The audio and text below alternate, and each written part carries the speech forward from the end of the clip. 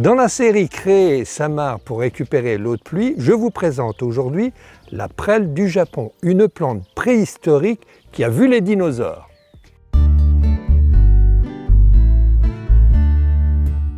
La prêle du Japon, c'est une plante rhizomateuse, c'est-à-dire qu'elle a des racines qui tracent en dessous du niveau du sol.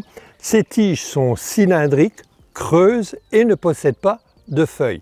C'est une plante qui est très graphique. Graphique, elle le sera aussi dans notre mare. La prêle du Japon est vivace et rustique jusqu'à moins 15 degrés. Alors elle est surtout utilisée pour maintenir les berges des mares et des bassins, des berges qui sont relativement assez pentues grâce à ses rhizomes. La prêle du Japon est très à la mode dans les bacs, on en rencontre souvent dans les restaurants, dans des grands bacs, mais à une seule condition, c'est qu'elle baigne les pieds dans l'eau. C'est pratique pour nous puisque dans notre mare, elle va être servie. Dans son milieu naturel, dans une mare, la prêle du Japon est plutôt assez envahissante, c'est-à-dire qu'elle va prendre la place, elle pourrait même prendre la place des autres plantes de bordure. Donc dans une mare, si on veut bien la maintenir, je vous conseille de la planter dans un panier ajouré. Pendant l'hiver, mieux vaut garder les tiges de la prêle car elles vont oxygéner l'eau pendant toute cette période froide. Et à la sortie de l'hiver, on coupe les tiges au ras du sol, au ras de l'eau.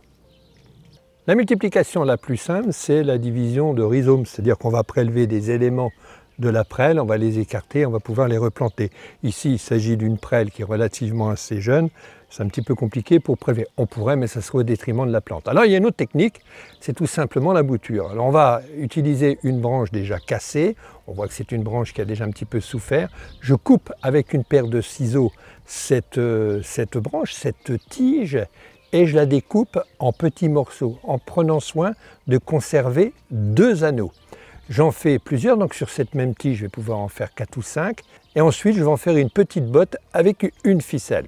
Une fois que j'ai fait ma petite botte, sans attendre, je vais la plonger, les faire flotter dans ma mare. Et en principe, d'ici 15 jours, voire 3 semaines, il y aura les premières racines. Et dès qu'il y aura quelques racines, je pourrai rempoter dans une terre relativement assez argileuse, mélangée avec du compost, pour renouveler un plant de prêle, toujours pour en avoir plus.